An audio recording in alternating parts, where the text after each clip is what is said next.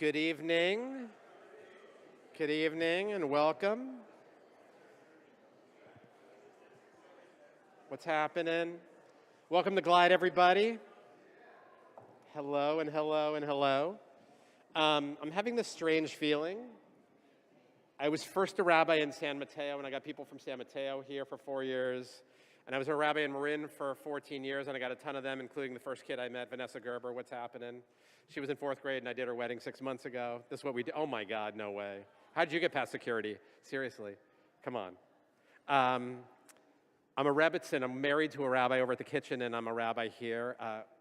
Those are all beloved, trusting, covenantal communities, and there's just a lot of love in this room. And we try to help love bubble up here, even in times when it feels like it might feel very far away. I'm Michael Lizak. I'm the rabbi in the Center for Social Justice here. And I can't believe I get to share the bima, the stage, with the pulpit with these mighty folks. I want to introduce my sister, my co-collaborator, Regina Wells, Rashida OG, who's going to bring us in with some song.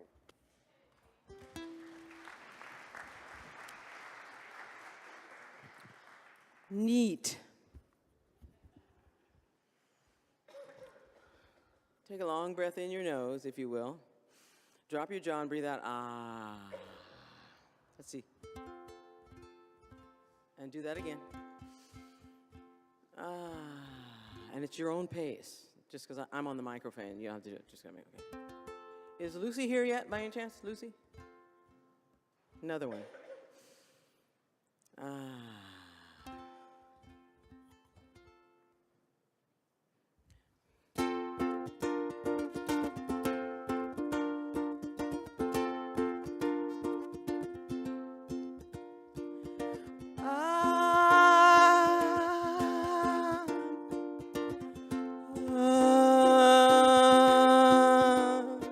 This song came to me today, somewhere around MacArthur Station when I was transferring from the Richmond train to San Francisco. And I want you to sing it with me. You can hear me good? Yeah. Can I have a little bit more of me in the monitor? Yeah. Yeah. Love is key. Listen to the whole thing. Love is the answer. Love is key. Love is the answer. Here we go. Love is key. Love is the answer. Love is the answer. Love is key. Love is key. Love is the answer. Love is the answer. You sound good. Now let's just do the ah part. Ah. Oh, nice. Support it with the breath, though. You got to breathe in. Right about here, you go. Ah. Nice. Let that breath go all the way down into your belly when you breathe in. Here we go.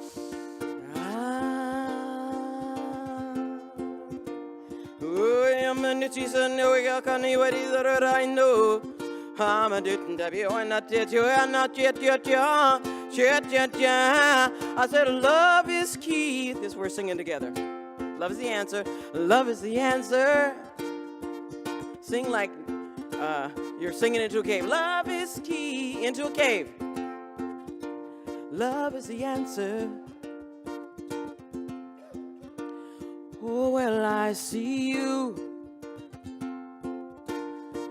and you see me. We each got hearts. Let's set it all free. Let's set it all free. Love is key. Love is key. I said love is key. Love is what? Love is the answer. Yeah. Oh, I like all in response. Love is key. Love is the answer. Yeah.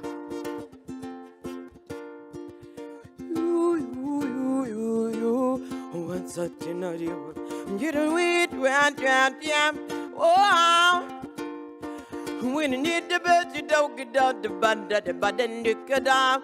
Hold on, my down, hold on, but down. I said, love is key. I'm not quite convinced yet. How come I can hear me better than I can hear you? And there's so many more of you out there. Okay, here we go. Convince me. Yeah! Oh, I'm convinced. Yes, I'm convinced. Yeah. Love is key. Love is key. Love is key. Love is the answer. Yeah, I'm found enough. Okay, have you had enough? Are you full yet? Are you here? Do you feel more present? This is a presence practice, so tune into your seat right where it is. Love is key. Love is the answer. I'm feeling the love. Right on. Woo!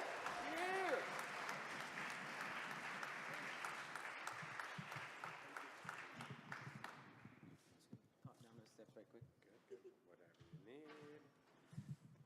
When you work at Glide, you get to share offices with people like Regina, who on her first day at work 9 months ago walked into my office, didn't say hello, didn't say what's up. She just said, turn on some music, we need to dance, which is some of the best medicine I know. Such a blessing to shape this with you. For those of you who don't know, we once or twice a year, we take groups of people from Glide Congregation, the Kitchen, the community on justice pilgrimages to Alabama. We spend 3 or 5 days there. We're going April 6th through 10. We have a few spaces left on the bus. If you're like, ooh, that might be a jam, come find me when we're done here. We'd love to have you. Should they join us, do you think? House Sound Up. So should they join us in Alabama? Okay, just want to make sure. It's okay. It's all good. Yes. It's a must. Yes. It's a journey of transformation. When we're there, we visit some very hard sites that kind of shatter the heart, and we visit what Regina's predecessor, Isoke, calls purveyors of black medicine, dispensers of wisdom and creativity and brilliance and humor and artistry and righteousness. So we do hard stuff, and then we see people who are swimming up streams that might be coming our way. And one of the best people I have met, and we have met, is Ainka Jackson, who is here tonight. I'm going to give you the formal, then I'll give you the informal here.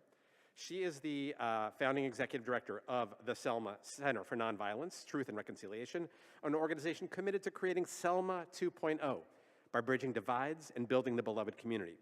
Born in Montgomery, raised in Selma, Ainka appreciates that every successful legal and legislative movement required a people's movement. She helped to organize the community to address racial and economic inequities. She's a co-creator of Beyond Divide and Conquer, Unite and Build Racial Equity Training, and is a Level 3 certified Kingian Nonviolence Conflict Reconciliation trainer. We first met 5-ish years ago at the Selma Center for Nonviolence, which sits on a bluff that overlooks the Edmund Pettus Bridge. And we walked in, and we had some hard moments, and which we'll talk about a little bit later. But I saw how you conducted that room with lyrical poetry and a vision of righteousness and healing that I think has infused every visit that we have been on. You've been teaching at UCSF all week and lighting up that campus and pointing them towards righteousness amidst a week of deep pain. And it is an extraordinary blessing to have you here on this pulpit at Glide. In Hebrew, the way we say welcome is brucha haba'ah, which literally means your arrival to this place is a blessing. To the Glide community, to everyone who is here, to new Glide members, old Glide members, we love having you here. Meet my beloved friend, Ainka Jackson.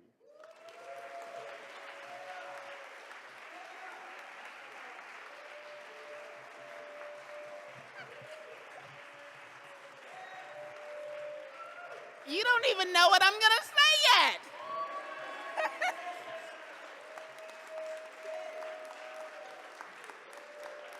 This is very weird for me. Okay, thank you. You can have a seat now. Thank you. um, Now I have to if you don't know me already, you'll come to know I'm a very transparent person, which also means I'm a very transparent speaker. So I'm going to be transparent and tell you now I have to get myself together because I was totally unprepared for that. So thank you all so much for having me and for welcoming me. It's the thought of being a blessing, being a vessel, the opportunity to be a vessel to bless people is a blessing. So, oh, okay. I can't see all of you with this like this because I'm short. So I will start with telling you all a little bit about me and the Selma Center, and then we'll get to the topic at hand. So I have been a teacher, a case manager in the foster care system, a juvenile and adult public defender. I have seen how all of those systems connect. And I was also, as a public defender, organizing around mass incarceration in the schools to prison pipeline. I read the new Jim Crow, Mass Incarceration in the Age of Colorblindness during this time. And I was like, I'm going to be doing this work forever until we get to root causes, the root causes of racial and economic injustice. And I decided to move back home to Selma, Alabama, and became the founding executive director of the Selma Center for Nonviolence, Truth, and Reconciliation. That whole experience was very, very important because it taught me that it was not enough to think that changing material conditions like, doing wonderful work around representing people, right, was the only way, right? Or that changing laws that help to put people, sometimes unjustly, into jail was the only right way, but that if we didn't deal with root causes and hearts and minds, that cycle would just continue. And Selma's a perfect example of that, right? Our foot soldiers did amazing, amazing things. And before I say this, let me tell you, you don't have to put it up yet, but we have a shared agreement. Actually, it's fine. You can if you want to. We have a shared love agreement at the center, and we use these shared love agreements to create safer, braver spaces. We don't say safe spaces because we can't guarantee psychological safety. People are going to have to be brave, right? And we can create spaces that help to create those people to be more likely to be courageous. And so one of those is multiple things can be true at once, right? Multiple things can be true at once. And we have to hold that intention. And I'm just going to take this off because, one, I'm not that kind of speaker, and two, I feel disconnected with it in front of me, so I'm just going to talk to you all. And if I ever drop the mic, because sometimes I do, just remind me like you all just did. And so so holding space for multiple things can be true at once. And so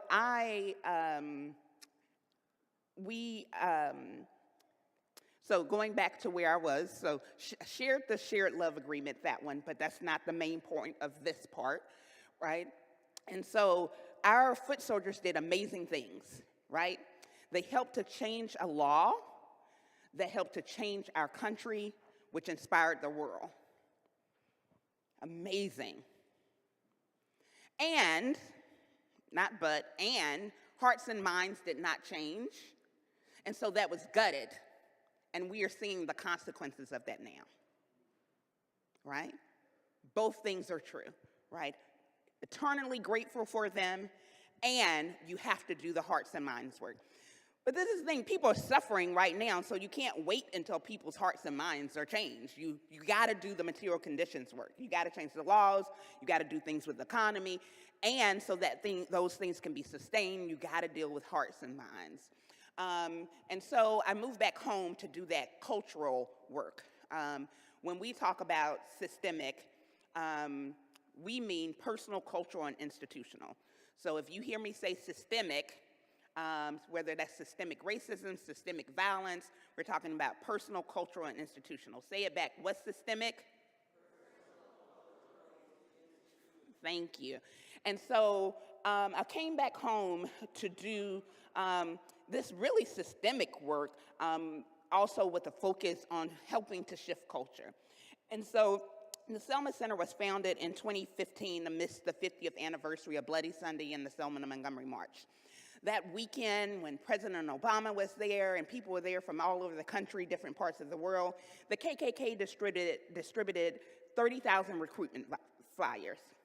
Had that on one end on the spectrum of violence, and we had 2 murders that Sunday. It was a different kind of Bloody Sunday. 2 more in less than a month in a town that's less than 20,000 people. So like a neighborhood, right? 2014, our county was the poorest in Alabama, and we're the county seat. 2015, Selma was the most dangerous place to live in Alabama. And in 2016, we were the 8th most dangerous place per capita in the country. It's insane. This place where nonviolence overcame violence, the 8th most dangerous place per capita in the country. It should not be. We believe that broken relationships have led to a broken economy, leading to a broken community, all in need of healing. Not in need of fixing, but in need of healing. So we partner with communities to heal relationships, to heal the economy, and to heal communities. Our founders came together and said we needed to address violence in all its ways, whether it's racial violence, whether it's physical violence, or whether it's economic violence. Often we don't think of poverty as a form of violence. We believe anything that dehumanizes others is violent. And so Dr. Bernard Lafayette, our co-founder and board chair, who is a leader in the Nashville sit-ins, the Freedom Rides to Selma movement, and who Dr. King appointed to be over the Poor People's Campaign. In our very first board meeting, he said that there is unfinished business of the civil rights movement and that we needed a Selma 2. So our charge is Selma 2.0, finishing the unfinished business of bridging divides and building the beloved community. And we do that in a lot of ways.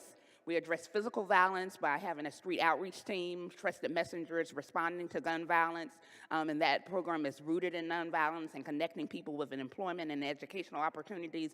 We deal with economic violence by making sure that when people come to Selma, which is often what happens, they take a picture on the bridge, but they leave. They use our infrastructure, but they don't invest in it. So by working on sustainable tourism, helping to stop that. And then we do it through addressing racial violence and cultural violence through trainings, whether that's restorative justice, whether that's nonviolence, conflict reconciliation, or whether that's racial equity. Our racial equity training, as he mentioned, is called Beyond Divide and Conquer, Unite and Build. And I'm going to share this as I move into this next portion. Our racial equity training looks at how race was literally created so that a few could have a lot and a lot could have just a little. It was literally created for that reason, right? And how we could resist that and unite and build. The person who has invited more people to our racial equity training than anyone else. I keep being afraid that I'm going to knock over that, and so I keep getting distracted, so I just am going to kick it out of the way. The person who has invited more people to our racial equity training than anyone else is a white evangelical Trump supporter. That is not because our racial equity training is soft, light. The one she came to, it was a long one. We looked at the timeline of the creation of race in America. It was hard, but it was rooted in love. And it shifted things. It mattered that it was rooted in love. And so because, even though it was hard for her, because it was rooted in love, she went and recruited her church members. She recruited her neighbors to come and participate. Oftentimes we have these views of people, partially rooted in fact, partially not.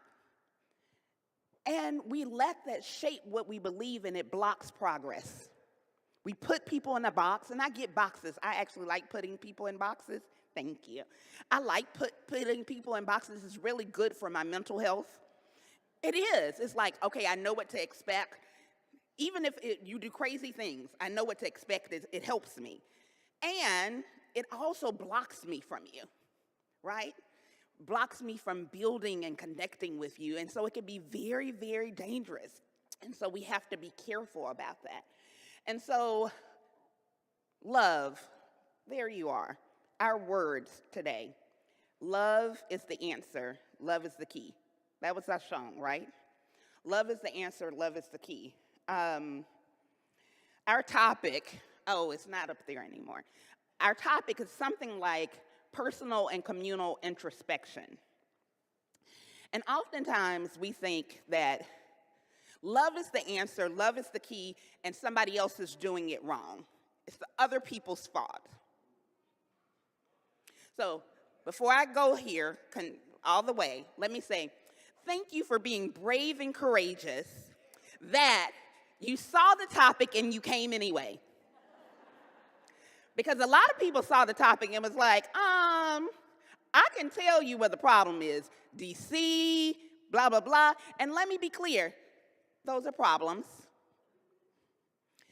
And if we don't do personal and collective introspection, then we can't show people anything different. Somewhere in the Bible, I don't know, Jesus says something like, take the plank out of your own eye so you can see the speck in the other person's eye. And it literally is like, I can't even see clearly. I can't see clearly enough to help you with the plank in my eye. Now, maybe it's an even bigger plank in the other person's eye. But how am I supposed to help do surgery with a plank in my own? Right? Like, it's literally like I can't see well. I can't help you most effectively unless I get my own vision straight. Unfortunately, most of us think that we got it right.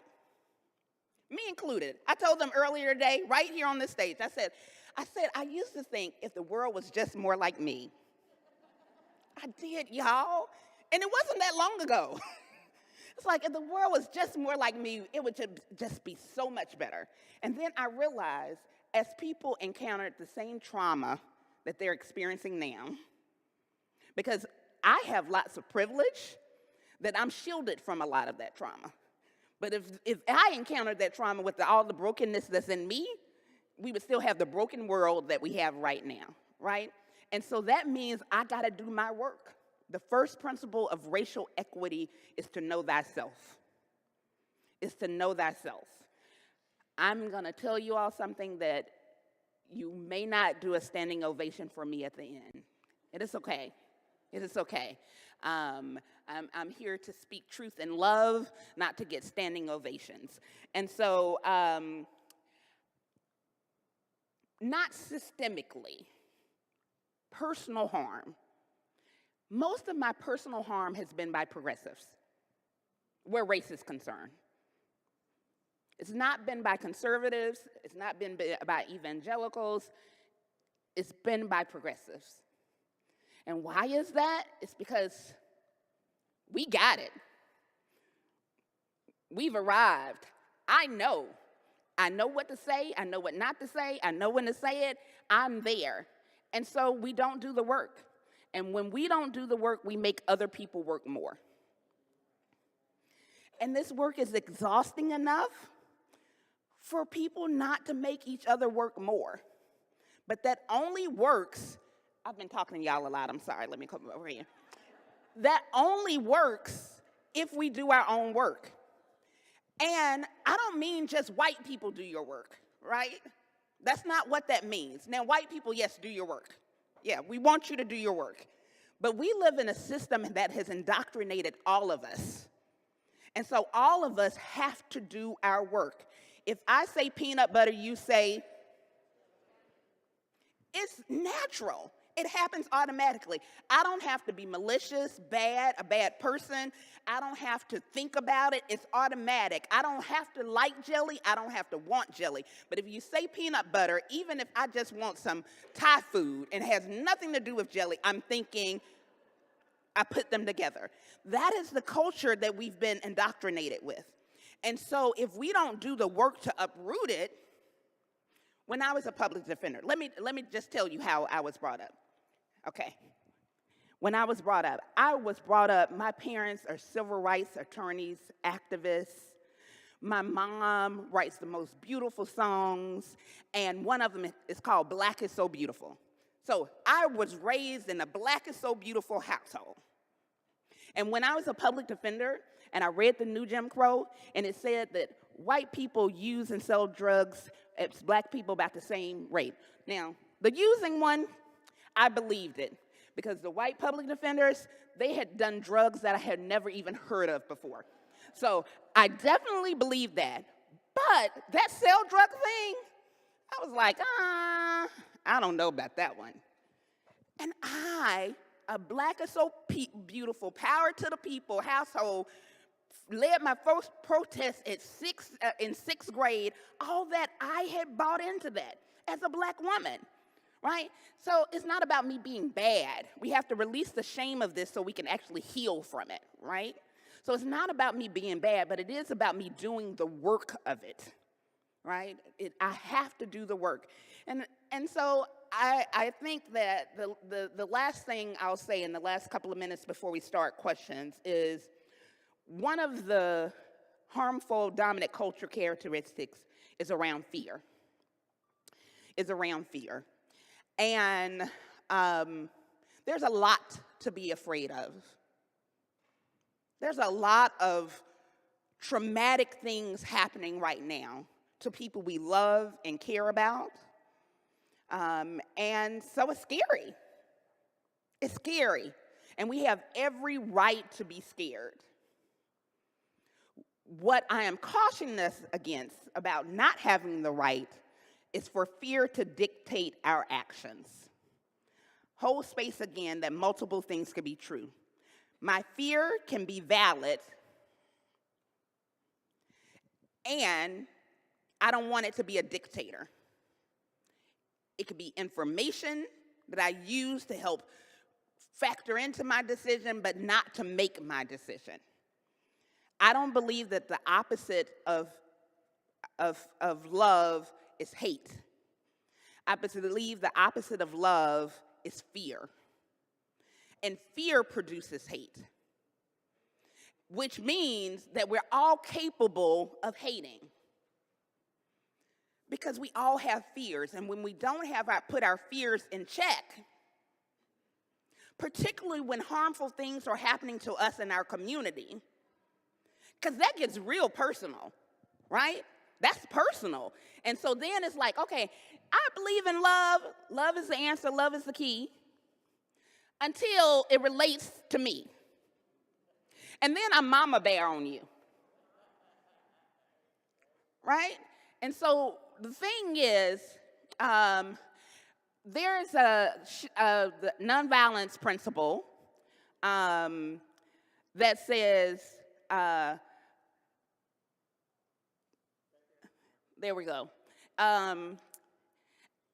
Accept suffering without retaliation for the sake of the cause to achieve the goal. Accept suffering without retaliation for the sake of the cause to achieve the goal. 4 parts. All 4 parts are very, very important. And I will just say that sometimes we get so lost on the cause, on the goal, that we would miss the cause. Goals change.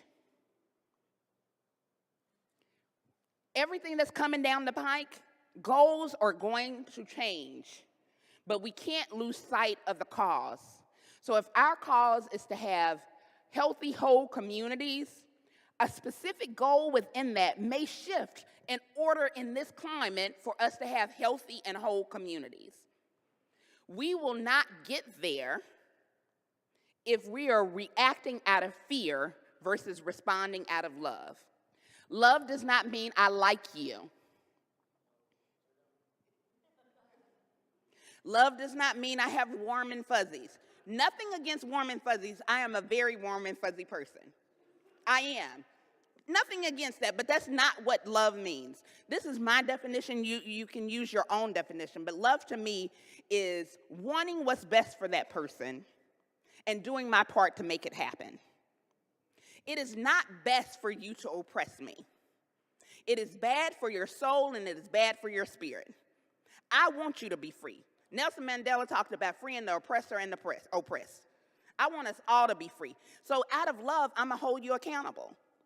I'm going to hold you accountable. Not out of anger, not out of fear. Now, I may be angry, and rightfully so, because we can hold both things, right? Angry and rightfully so. I may be fearful and understandably so, but I'm not going to react out of that. I'm going to respond in love. Because I believe if the root is different, then the fruit is going to be different. I can do the same exact action, but whatever it's motivated by, it's going to make the fruit be different. And so we have to be very careful that we just don't think it's the other that has to do it differently. We have to show the other something different.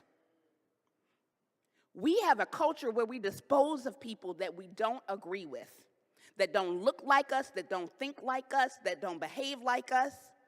We have a very canceling culture instead of a connecting culture. But how am I supposed to learn something different if I'm not connected with anybody to show me something different? My coworker told me the other day, and I'm really going to stop. I know I'm at time. My coworker told me the other day, she said, I feel like you treat this person different because they're your friend.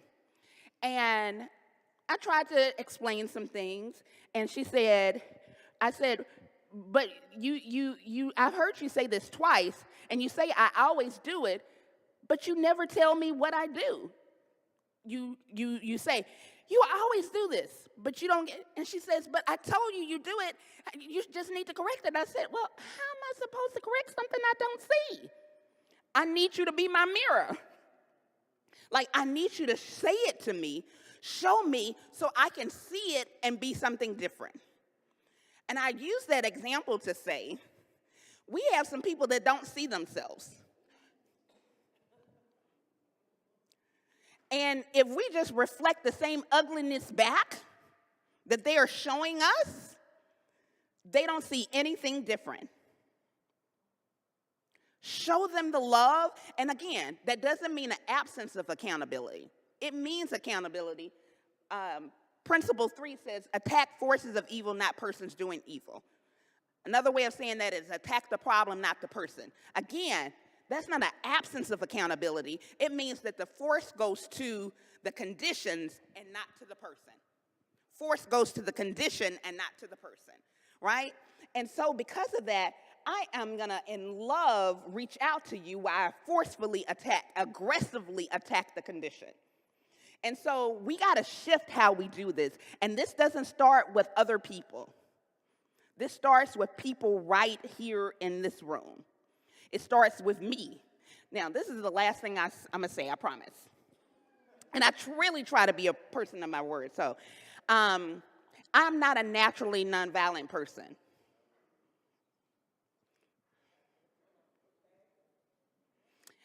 This takes work. Part of the reason I'm so, try to be gracious and merciful for people, I know the thoughts that go through my head. And so it's like, okay, I've learned not to say them, not to act upon them, but I know what's there, right? And so I'm giving you encouragement. This is hard, very, very hard. Oh, I haven't been over here at Hall. I'm so sorry, y'all. It is very, very hard. It's also possible. And we've tried it all the other ways, and it's not worked. So let us show people the love that we would like to receive, to show them an example that something else is impossible. Indeed, we won't get through these next few years without it.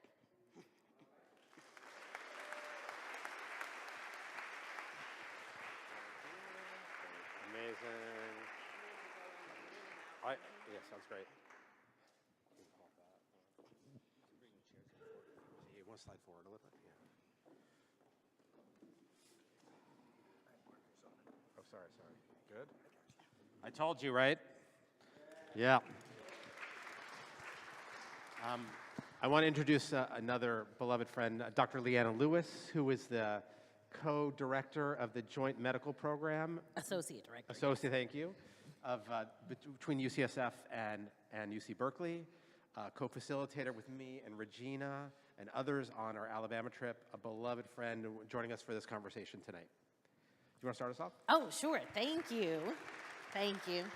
I was taking notes, so I hope I wasn't, if I was on camera, I was not doing something else. I was not on social media. I was taking notes. And thank you again. I learned something every single time I am with you, both in Alabama as well as all this week. Like every single time I'm learning something.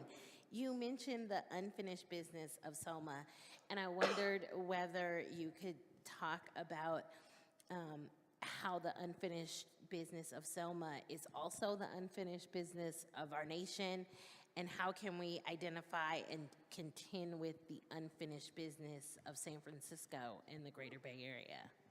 Oh, that's a good one.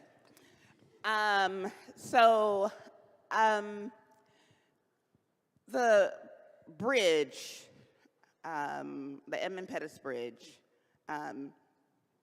is very, I feel like it's like the soul of our nation. And it's stands for so much for so many people. For our foot soldiers, it's their bridge.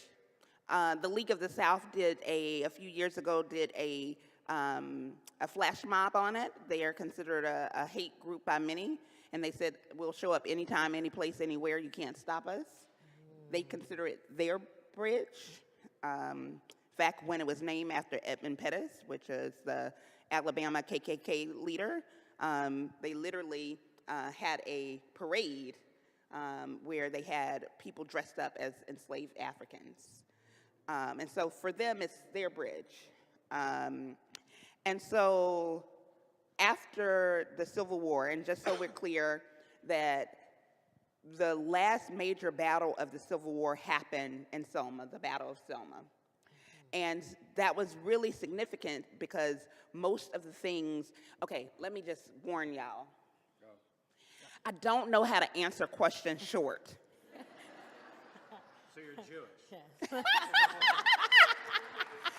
Listen, when my son, when he was younger, his name is Josiah, he was like, Mom, Jesus was Jewish? I said, yes. He said, I want to be Jewish too. So because only next to Richmond, Virginia, most of the artillery and uniforms and things were made in Selma for the Confederacy. When the Union soldiers took Selma, within a week, the Civil War was over.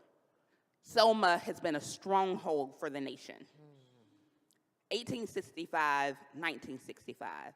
I will tell you that we're not waiting until 2065. So after the Civil War, we had a decision to make. We could have had truth and reconciliation. Instead, we decided for people to just carry their own narratives. Whatever those narratives were, whatever their personal truths were about that, and we didn't do the work. And we're literally experiencing the outcome of that now. The outcome of that now. And so I would say that that unfinished business is not just from 1965. There was even some prior unfinished business of truth and reconciliation and healing that we have to do as a nation. I will also say that the civil rights movement was never just about voting. Voting was a tool. And I think, like the principles that we just went over, we lost sight of the bigger cause for a goal. It wasn't just about voting. was about building the beloved community. I'll talk a little bit about that. Well, maybe I have to do it now to finish answering the question very longly. But our definition of the beloved community is a nonviolent concept to achieve a reconciled world where you raise the level of relationships to a height where justice prevails and people can achieve their full human potential.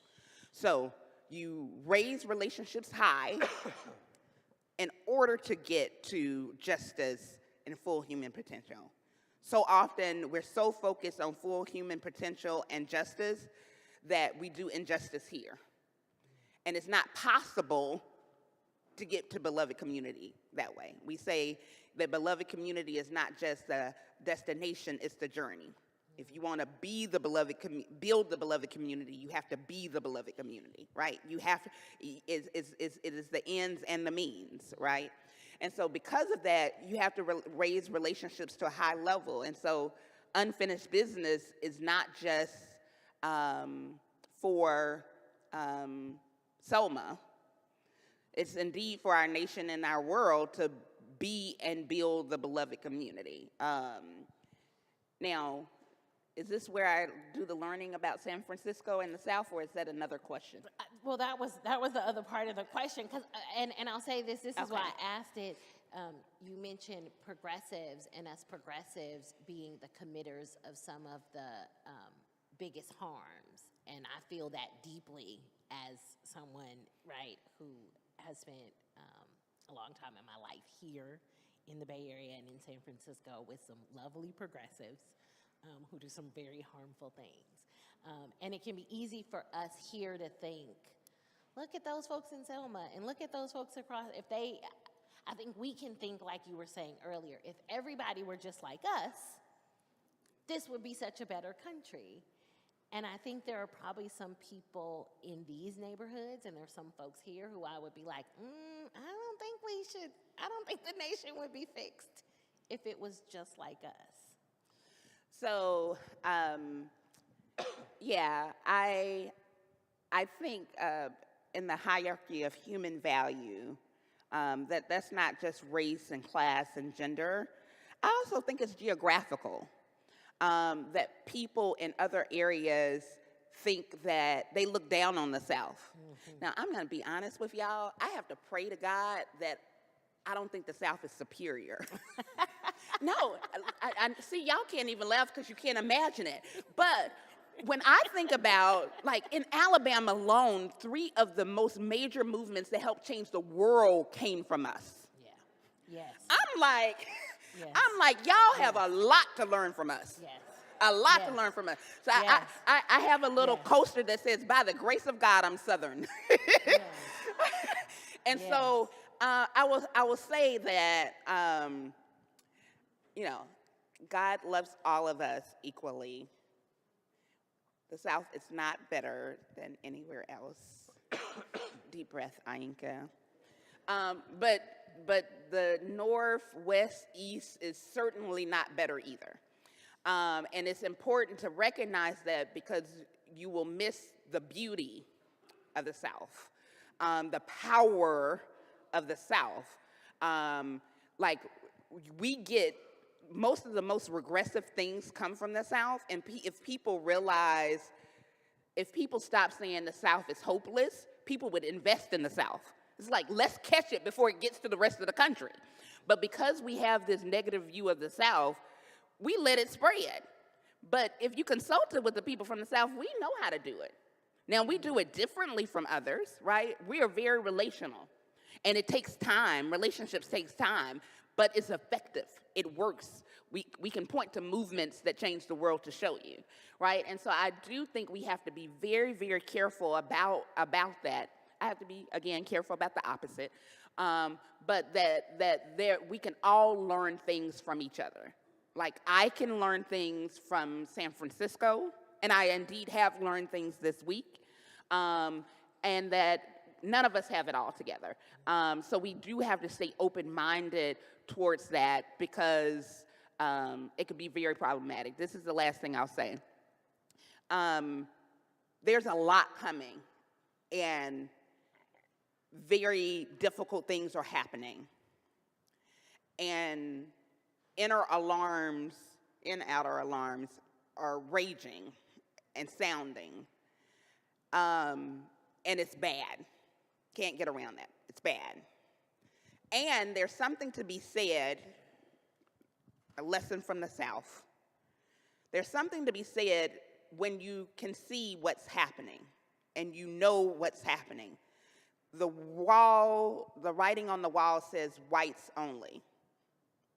Now, that feels horrible. That's bad, but it's clear. I know the plan, the enemy. I know how I can unite with others, right? And so I want to encourage people that after you grieve, now, not finish grieving, because you're going to grieve for a while, and we can't wait till you finish grieving. We've got work to do. But do some grieving, take some deep breaths, and know that you can see it. It's coming fast, which is alarming. Take some deep breaths, get in touch with your body, and know that I can see it. If I can see it, I can do something about it. I don't have to guess. I know that for many, it's like, well, I don't have to, I have lived in a world that I haven't seen it, it doesn't exist for me, and so whatever. But for many of us, it's always existed. And so it's like, I'd rather know what I'm up against than having to convince people that it's there. This is affecting everybody, even people that thought they were getting something else. Mm-hmm. And so it's an opportunity for us to say, let's get into the get together, right? And we can't be distracted that you voted for somebody different that I don't like. I can't be distracted that we have some different policies and thoughts and beliefs of different religions. We can't be distracted by any of that. What do we agree on? And what can we work on? All right, you get a question. All right. I want to think about this notion of truth and reconciliation. We call our journeys to Alabama pilgrimages here, and the way we define a pilgrimage at Glide is a journey of personal spiritual discovery that will forever change you. We bring people to be changed so that when they return home to their seats of power, they can use this newfound power. And we try to build a beloved community long before we land on the ground in Montgomery. Many meetings here at Glide before, and when we landed, I think on our most recent trip, and when we got to you, we had just come from a painful experience that you helped us navigate. I'll try to suffice it here quickly. One of the places we visit is a hard story. Lowndes County is about 95% African American. The county gets sewage to your door, water to your door, but not sewage away, right? Water to your door, but not sewage away. So when toilets are flushed, it often gathers in the front of the house. Kids are getting hookworm and other diseases that you're not supposed to get in America. When we were there on this most recent visit, we made a mistake as our group, and we drove through very quickly, had a very quick visit, didn't build relationships with people on the ground. Our next stop was at the Selma Center. We broke into racial affinity groups, and different groups felt it in different ways. And when we got back together in front of you, there was a lot of heat in the room and a lot of pain. And me, as one of the trip organizers, I'm like, oh God, this trip is going off the rails, and there's no way we're going to ever pull it back. I think it stuck for me and Leanna. We processed it a lot. I would love for you to guide us through, like, how do we have hard conversations? What nourishes you through that? How might we, in this time of increasing polarity, move towards staying with people who might have voted or pray or act differently than us, but to stay in these conversations in the service of the truth and reconciliation? So clearly, I'm not just texting. I am trying to pull up something. There's one of my favorite quotes is by Kazu Haga, who is actually lives here in the Bay Area. His book is Healing Resistance. I really recommend it. Go buy it. He has a new book coming out too. And the quote says, conflict is the spirit of the relationship asking itself to deepen. It is through conflict that relationships are strengthened and we begin to see each other in our authenticity. When handled right, conflict is a sacred gift. So I keep that quote with me because I'm actually conflict averse. I've run from conflict most of my life, particularly because I come from a family that there's a lot of conflict. And so I really just wanted a white picket fence, a husband, children, a little community service over here, definitely no conflict. Now, all the people that have that know that there's still conflict because conflict is inevitable, right? We can't get past it. The question is, what do we do with it, right? One of our shared love agreements says, conflict is inevitable, but combat is optional. Conflict is inevitable, but combat is optional. And so what do we then do when there is conflict, right? One of the things it says is that we go to the person directly first, because oftentimes we go to other people and the conflict gets bigger and bigger and bigger. So what we did was we talked to each other, right? Like we literally spoke truth and love with one another. So I call them caucuses. I don't know, there's something about the word affinity. Full transparency.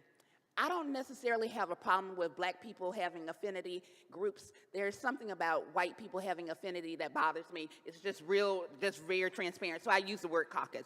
I know it's probably not right, but it is what it is. So I use the word caucus, so we caucus.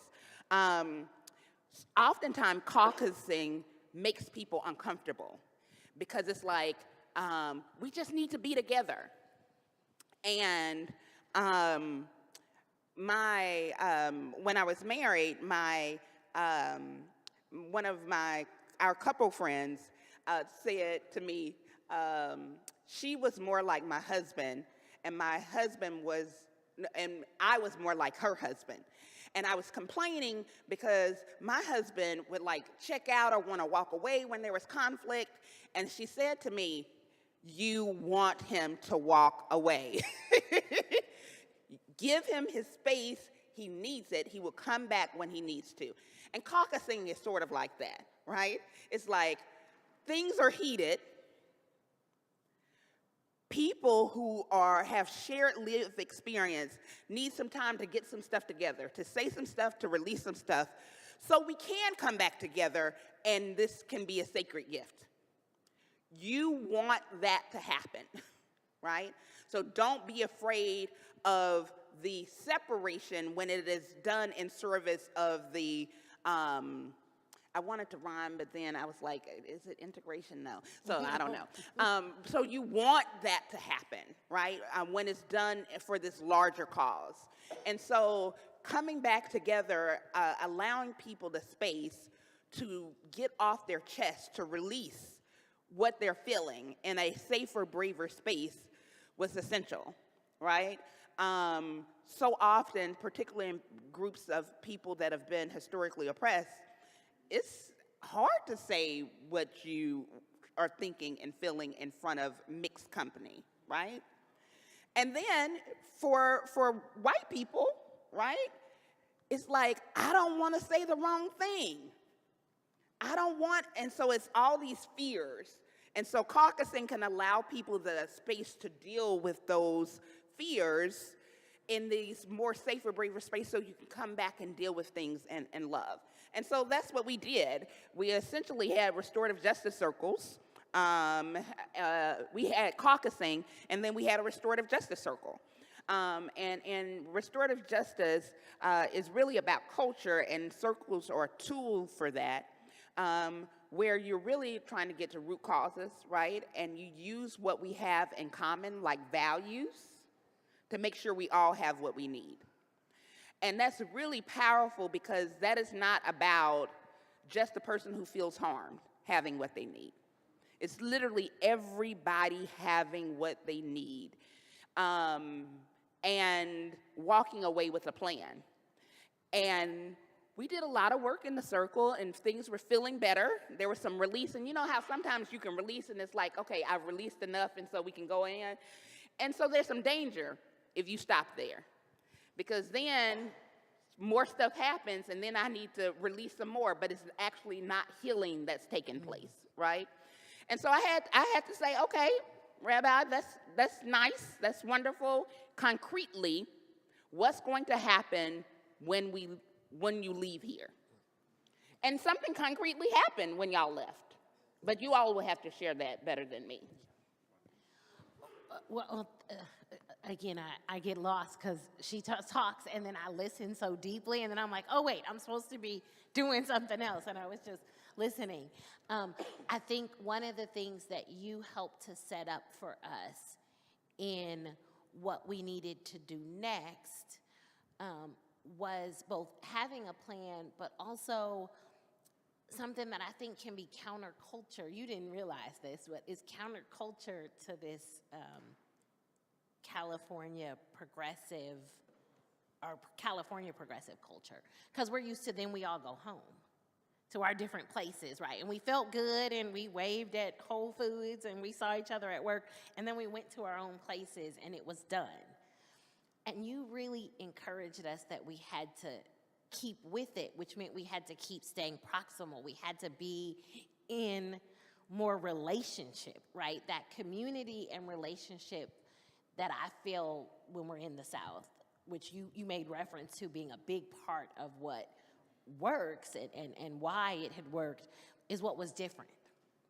Because I think here we have communities, don't get me wrong. Y'all are my community, and we have communities. And I do think we separate in such ways, and we're practiced in separating, that you're having us be like, okay, go work it out some more. And I wonder about that and how and what that means to be together more, continuously through the tough spots. So earlier today, I shared some personal things about like sitting with pain and how that is very uncomfortable, and also necessary to heal, right? And one of our shared love agreements is to prioritize connection over comfort. And most of us, I'm gonna just say it, it's my opinion, I could be wrong, are addicted to comfort. I shared earlier this week, I realized recently that I had made comfort an idol. And so we have to be very careful not to do that, because connection, we're going to be uncomfortable. And so we have to make peace with being uncomfortable. But you can't get to healing and justice and all of those other things and, highest potential without that, right? And so it requires proximity. Proximity to pain is uncomfortable. I don't want to be proximate to pain. It is uncomfortable. As a person who has struggled with depression, I really don't want to be proximate to pain. And yet, it's necessary. It's not just necessary for others so that things can be better for other people. It's necessary for my own growth. It's necessary for my own growth. And so this proximity, so let me just say before I go there, that doesn't mean that I don't prioritize my well-being. So the rest of that shared love agreement says that I prioritize connection over comfort, but I also prioritize my individual and collective well-being. Your well-being is different than comfort. I looked up earlier this week comfort, and it talked about ease. Nothing about what we're going through and about to go through is about to be easy. Get over it, accept it, take some deep breaths, cry, release. It's not going to be ease. I can't tie it up in a pretty bow. I like tying things up in a pretty bow. It makes me feel much better. And I can't. It's just not going to happen. We got to make peace with that so that we could do the work that we need and that our community needs. It's going to be uncomfortable. And I still get to take care of my well-being. It doesn't matter if you are white, cisgender, male, Christian, all the things with the privilege, everybody has a right to take care of their well-being because we're human. Human beings' well-beings matter. Physical and psychological well-beings matter. Comfort, get over it. Get over it. And too often, those with more privilege have put comfort over people's physical well-being, not even psychological well-being, physical well-being. And these times that we're going through, those of us that have more privilege are going to have to become more uncomfortable by being more proximate so that those who are directly impacted, whose well-being are impacted first and foremost, so their well-being can be impacted less. I'm gonna have to sacrifice my comfort. But it's not just for them. So let me just say, because all that can feel very heavy. But when we are proximate, we are blessed for it. And I don't mean just in like, I feel good when I help other people. You're blessed in that way too. And at the center, we believe there's something beyond allyship. We believe in co-liberation. We believe that there's a cost of racism to all of us, and so that racism is bad for white people, just like it's bad for people of color. And so we've got to uproot it. It's not like white people should just be doing this to help, people of color. No, again, I want to be free. Yes, So let's do this co-liberation thing together. And so it's like, because of that, getting proximate is an immediate sacrifice, but there's this long-term benefit that is so beautiful and so helpful. And so the early example I gave, and I'll just share this really quickly, there's a scripture that talks about a cistern being broken and can't hold water. And I had this vision of me being this broken cistern. And it happened like in a split second. It was probably not even 2 seconds. And I felt so compelled to feel this broken cistern. So a spirit of anxiousness came over me. And it was the bottom of like the foundation of the cistern, which was me. And I wanted to feel it so quickly, right? And so that it wouldn't fall apart. And I told them earlier, I said that I looked around in my room and I saw all the stuff that I had been stuffing this broken cistern with. And I was disgusted with myself. I don't know if I told y'all that, but I was disgusted with myself. And I was like, I can't keep stuffing things, whether it's food or retail therapy or all of the things. I have to clear it out. My word for the year is release. I have to release so that it can actually heal. Very uncomfortable. Very, very uncomfortable. It's actually painful. Mama Callie, who, if you make the pilgrimage to Selma, she is absolutely amazing. She's lost, and she's given me permission to share this. She's lost 2 children. I won't tell the whole story because it's much better to hear from her. But she talks about burn victims. So she's lost 2 children, and she's gone through a forgiveness process, even from the one who killed her son, right? And she talks about burn victims, that you have to scrub the burn in order for healing to take place, otherwise infection will set up. That is, I've not gone through it, but I can only imagine that's excruciating. Yes. And yet, if you don't do it, it's worse. So, because this is about individual and communal introspection, I am having to clear all out this stuff so the healing can take place. It's uncomfortable. I'm getting proximate to all the things, and I know in the end things are going to be so much better. I feel like I answered a lot more than your question. Open it up. We have time for a few questions from the audience. Eric Arguello is going to walk around. If you have any questions. If I answer shortly, a few. I Otherwise, know, we could stay. maybe two. We said 7:30, but we're here till midnight, so don't worry about it. Eric, please. Any questions? Hi, everybody. My name is Kiana Merritt. I'm a Glide community member. Since probably 2013, I started as an emerging leader intern. Hold the mic a little closer. An emerging leader intern. Isoki was my, she was my mentor. Now I'm a social worker, psychiatric social worker for 10 years now. And my question is, how do we combat social media with everything else that we have going on? A lot of our young people root themselves in social media. We wake up on the phone, good night on the phone, everything on the phone. So how do we root ourselves and come together? Because we're combating racism, social media, and everything together. So how do you feel about that? Thank you so much, and so proud of you for all that you have accomplished and how you're serving the community.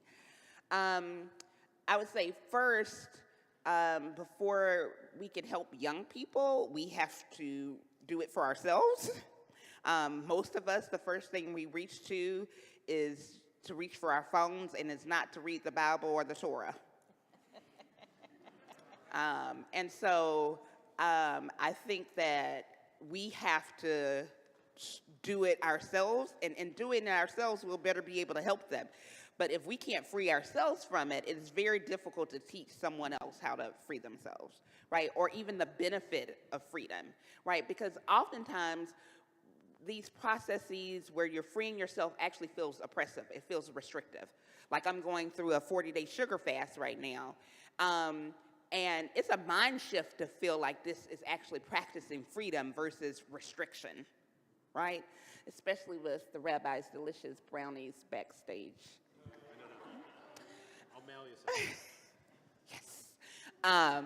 And so I think that we have to do it first. And the other thing is, I think that the second thing is, I think we have to release the spirit of judgment that we often have around it, because when we have a spirit of judgment around that or anything else, is a blockage to whoever we're talking to. They feel it and they're repelled by it, and so they don't want to hear us, they don't want to listen. And so the 7 Habits of Highly Effective People talks about seek first to understand, then to be understood. So we have to understand what social media does for people. And before we can remove it, we have to see what is it going to be replaced by, right? I remember when I was organizing in Nashville, and people wanted to remove payday loan lenders, and it was like the capital in the country. And I was like, they are bad. And if I have, my lights are about to be cut off, and my food will spoil, and I don't have any other options, you're taking the only option I have. Bad option, but only option, right? And so it's so often we're consumed with uprooting things, destroying things, but we are not simultaneously working with people, because our assignment could be uprooting, destroying, right? But we're not simultaneously working with people who are building, right? And so we have to build something else. So what is it that it's doing for them? We have to listen to them about that and then replace it. Because social media can be used for so much good. My understanding is this is being streamed right now. So hopefully that's good for someone, right? So what is it doing for people? How can it be used for good? And what can it be replaced with, right? So often we're like, well, we're missing out on community. I think that's true, but our young people haven't had the privilege of experiencing the community that I had and generations before me had. So that's not going to be a selling point for them. We have to show that to them. They have to feel it for that to be an option, before that could be a selling point. A few more. I tried to answer a little bit short at that time. Amazing. Any questions?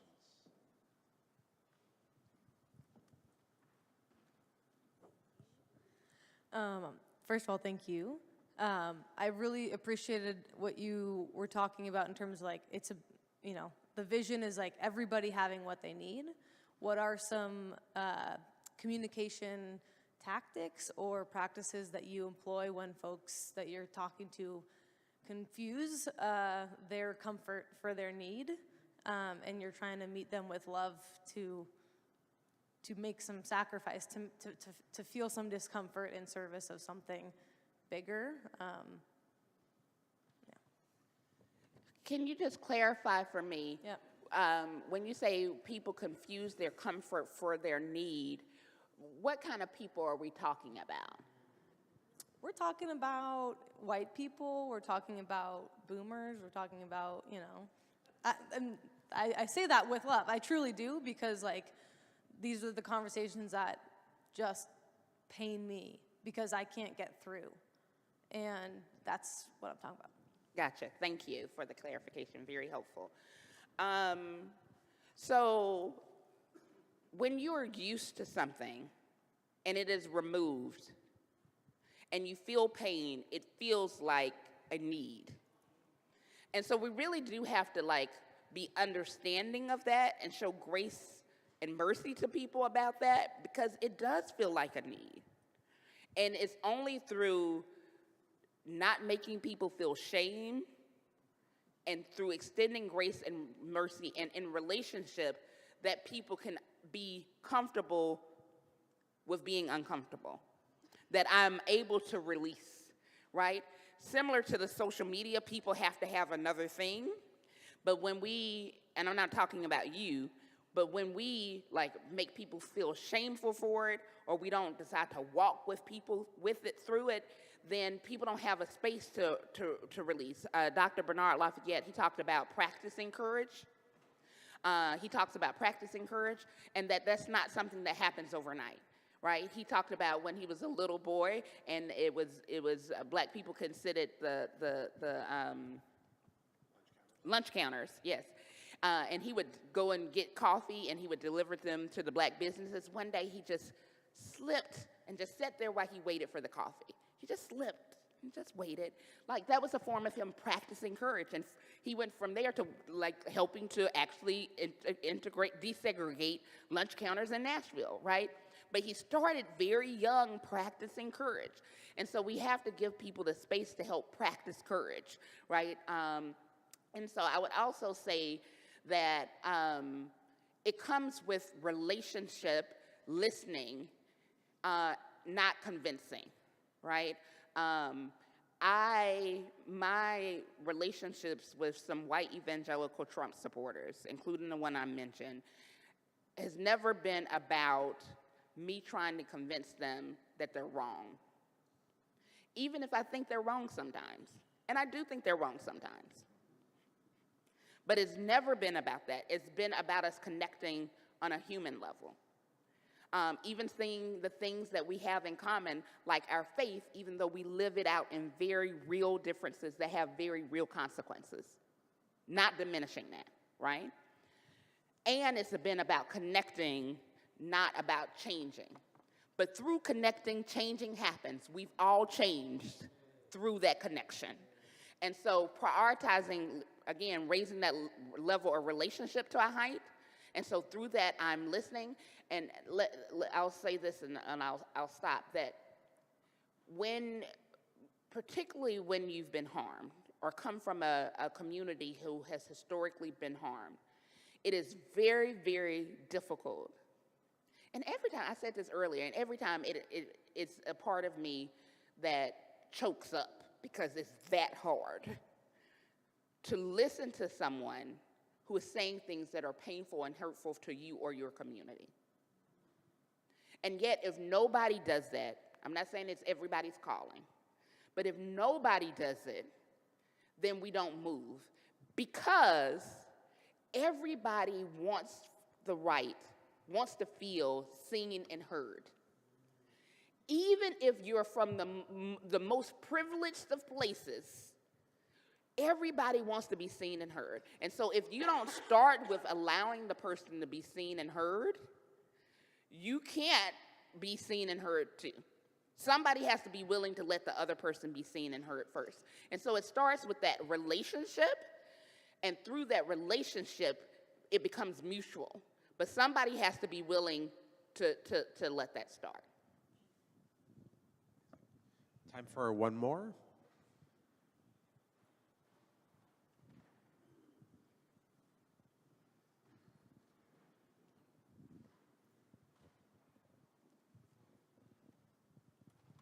Hi, thank you very much. My question is, you spoke a lot about root causes and getting to root causes, and I hope this comes off as a question. I sense, from experience and everything else, that we're living in a time of very, very short attention spans as well. And root causes takes time and patience and persistence and a lot of other adjectives.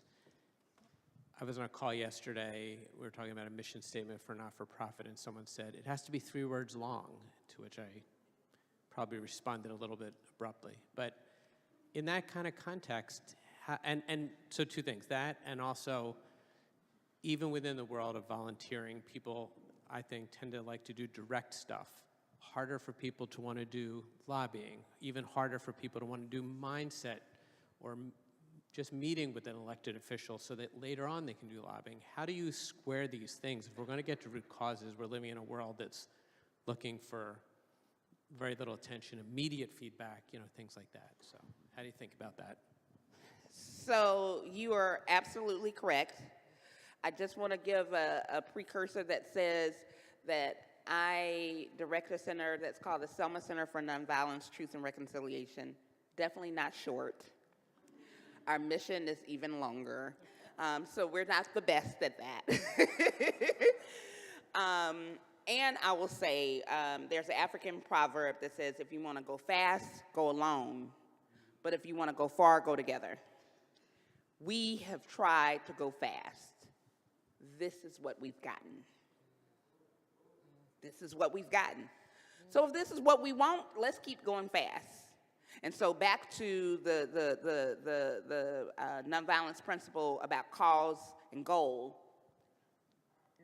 What's your cause, and how do you get there? If fast can get you there, our communities are burning. I would love to go fast if that was going to get me there. It does not get us there. If I am right, in order to get to justice, in order to get to the full human potential, it takes raising relationships to a high level. That's hard. It is hard. We've had problems with funding because we're insistent that the other ways have been tried, and we're going to do it this way even if it means that we can't have funding, because that's what our community needs. So I would say that people have to stay focused on what their cause is, what's really, really important. Now, people get to find their puzzle piece, right? I talked about, I didn't call it our theory of change, but at the very beginning, I talked about hearts and minds and material conditions, and that we do it systemically, so on a personal, cultural, and institutional level, that it takes all of that. Everybody doesn't have to do it all. If I want to do direct service, I can do direct service.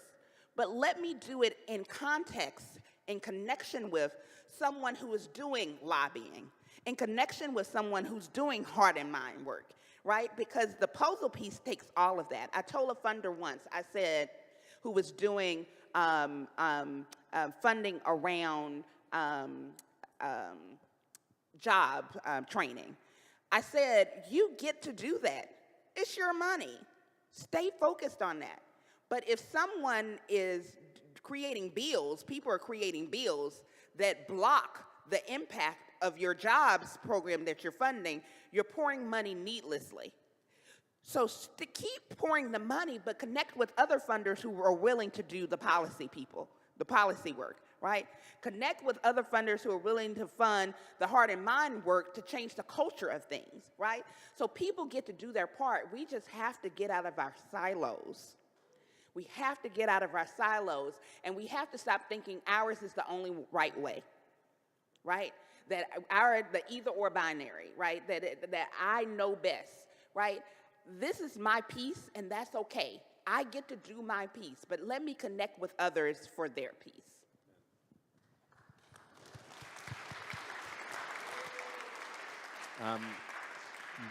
Before we bring Regina up to help us close, a couple questions and a couple invitations.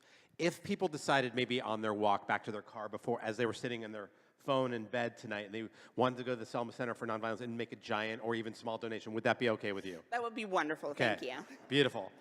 If anyone here wanted to join us on a future pilgrimage, would that be okay if you welcomed them in Selma and had some Mama Callie's mac and cheese? She will feed you, your soul, your spirit, and your taste buds so good. You should definitely come, and if you want, come find me after.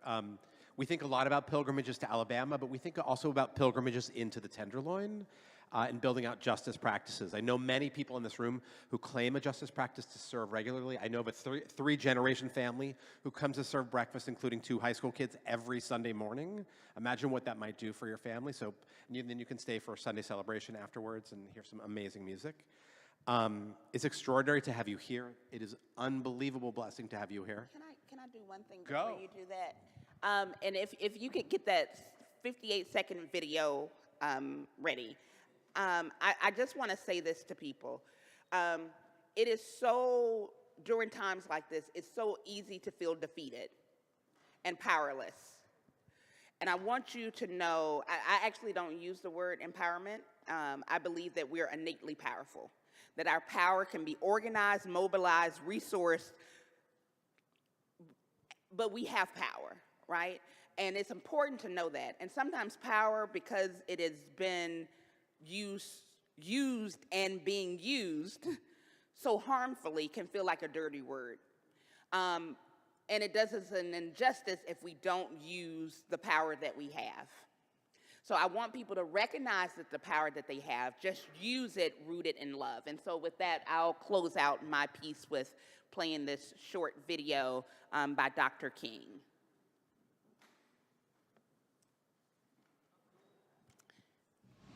And one of the great problems of history is that the concepts of love and power have usually been contrasted as opposites, polar opposites. So that love is identified with a resignation of power and power with a denial of love.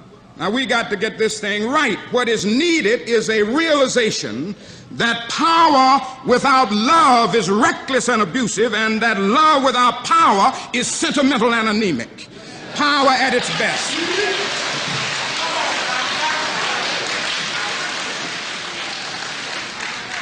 Power at its best is love, implementing the demands of justice, and justice at its best is love correcting everything that stands against love.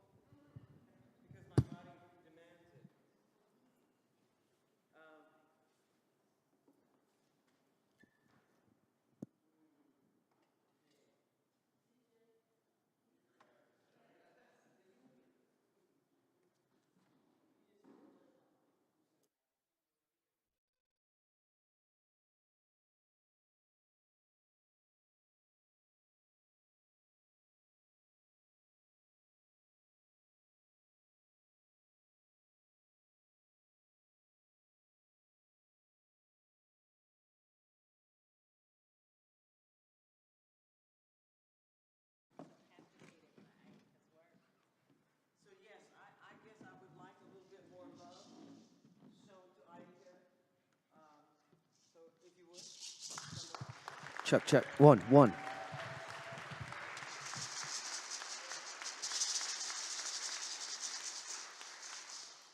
And to Dr. Leanna Lewis and Rabbi Michael, And for all our crews that are around here, Kenneth is like my favorite, you know, documenting, making sure this will be here for future generations from the comms team here, our safety team that's been here, and certainly Eric, who's done so much. He's in the Center for Social Justice. So the work now, just have a moment to feel your feet, if you will. I work with Naima is my director, Rabbi is my sweet mate, and no, we share an office together, and he's my boss, but I'm really the boss, and he knows that. But my work is transformative learning. That's what I'm here to teach, transformative learning. So that's why when I get up in front of people, and it might take me longer than maybe we feel we have, but I want you to feel your feet right now and watch the next breath. Here it is. If you have to point to yourself to notice when the next breath comes, please do that. Or, you know, if you have to touch your face, whatever it is, right? Oh, that's me having a breath, or I'm feeling flush. But that love power comes because I'm aware of being breathed by the divine in me. The love power and my capacity to use it comes because I'm present. And please practice presence. So notice what you're taking with you and what you want to promise yourself to do. I would say my healing is first, right? And then we're going to sing this song that stuff just comes to me working here. This song says, we can do better, and we need to. We can do better, and we must. So we're going to learn it together right now. And then we go, I can do better. And you can point to yourself in a loving way, or you pat your chest. And I need to. I can do better, and I must. And then you turn to somebody and go, you can do better. With as much love as we've discovered here. You can do better, and you need to. Okay? Don't stay on the same person too long, okay? Okay? And then back to we can do better. We can do better. Okay, are you ready for this? Can you handle all this? Okay, I might have to come down there. Just make sure y'all doing what you're supposed to do. I use the rattle because it cleans. It makes my ears ring later, but I do it. I can do, wait, let's start with we, because we're comfortable with that, right? We can do better, and we need to. We can do better, and we must. And we must. We can do better, and we need to. We can do better, and we must. You got that. We can do better. Keep going. Oh, yeah. This is my jam. Oh, yeah. Oh, yeah. Oh, and I must, I can do better, and I need to, I can do better, and I must, I can do better, and I need to, I can do better, and I can do better, I can do better, and I must, I can do better, I can do better. We're good at that. Some more I, please. Hey, I can do better. Hey, but I don't know, gotta get on. And I must, I can do better. Stay right there. And I need to. Wait on, oh. Wait on. Oh. Wait on.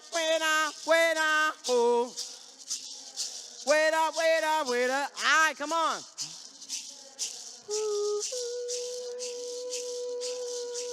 With as much love as you can.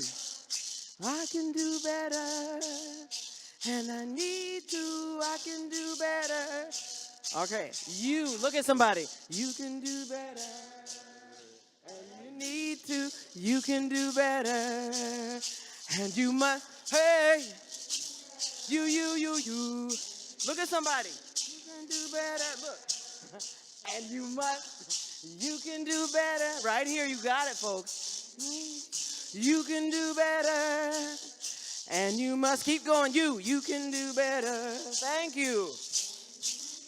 You can do better, Coco, and you must. We can do better, and we need to.